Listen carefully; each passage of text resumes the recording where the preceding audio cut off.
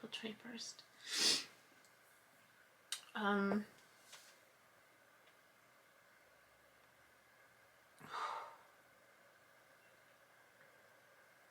It continues.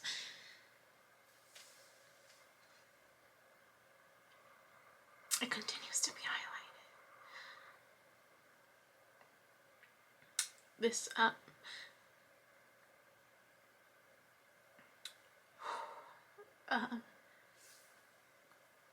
feeling of being too much.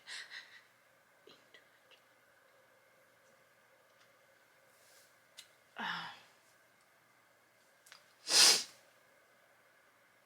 much. It's funny. It's funny that it's being highlighted in a different way. So I was logging on to class, and I realized I had a message in my inbox, and it was my professor from the Preventing Sexual Violence class on Tuesday. I hadn't seen it, and she had just wanted to reach out because I, like, last minute, unprepared, participated or volunteered, because no one else was volunteering really, and it was late, and I was just like, okay, no one's volunteering. We want to end class because we were way beyond what we were usually used to. And in this skit, I was part of a skit, and I had to pretend that I was on this date with someone who was trying to be too pushy. And in the skit, like, I was really trying to imagine myself there, and I knew what my role was. I wanted to go home, but I didn't realize, like, how uncomfortable I was in taking on that role and the pushiness of the other person, even though it's a classmate, and you know, I've connected with this classmate before, but just the pushing of, like, let's go here, and I'm like, no, I just want to go home, not even realizing, like, I shouldn't have him come, like, take me home, or have her take me home, because it was a same-sex skit. And she had I was told that she put her hand on my thigh, and because I knew my role was to push her, like, to not, like, engage, like, I just how I responded, I was surprised at how I was still trying to be nice about it versus really asserting myself. So that was brought to my awareness. I don't know why it's triggering. And so it was, you know, I had my camera on as I was in the skit, and so I saw myself even fidget, like, oh snap, like, this is uncomfortable, and it's just a skit. And I sat with it after class a little bit more, and I was like, wow, that was really uncomfortable. I didn't expect it to be so uncomfortable. But I sat with it and just realizing, like, wow, that this is someone's truth, right? This is someone's truth, or has been someone's truth, right? To be in this position.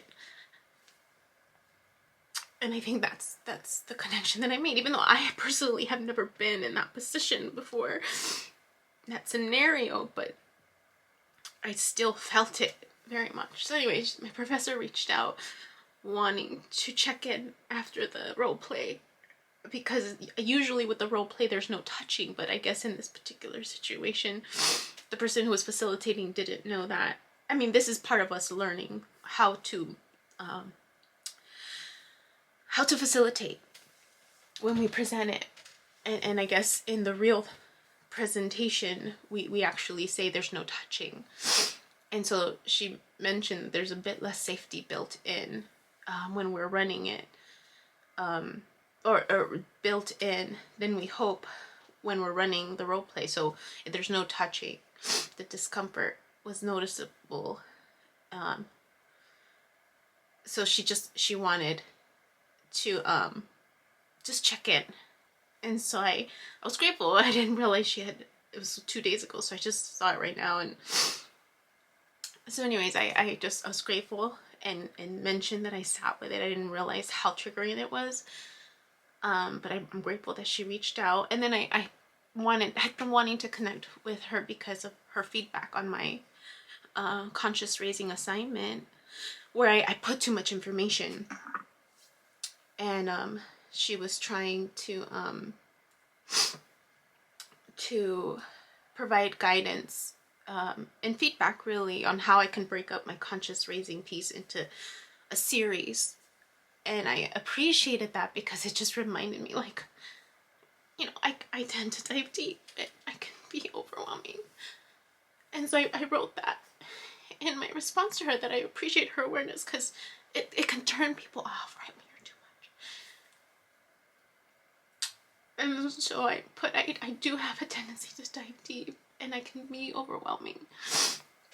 And then I put, if I were to separate it, would you mind taking another look? Because I appreciate her feedback. And she responded back with these words that were triggering. I'm like, oh snap, it's a theme. So it's clear something that I need to just keep working on. And so she said that she'd be happy to help. And she put, at one time, my professor in grad school told me that the word overwhelming is a way of calling the world names. And I think she'd also say that women are so often cast as being both too much and not enough at the same time. All this to say, your desire to go deep is an asset, not overwhelming. So I really appreciated those words, considering the theme, right, of this week. Speaking too much, feeling like I'm too much with some people. And so I just so grateful for her words on that. And so it's clear that it's still something I need to work on. Something I still need to be aware of and to work on. Yeah. Alright, I need to regroup because my break is over for class, and we're gonna get into group. So, oh gosh, so much to do. But I'm grateful. I just want to speak to that trigger and the theme so far this week. And overwhelming, right? Yeah. Okay. Hi, my name is Yubi, and in case you haven't figured it out, this footage is capturing my experience as I learn to navigate my personal spiritual awakening. I am learning that this experience is unique to each one of us, in whatever way we believe we are embracing living our truth. This just happens to be my journey. And despite me having a graduate degree and a license in clinical social work, this by no means is intended to replace any type of mental health advice.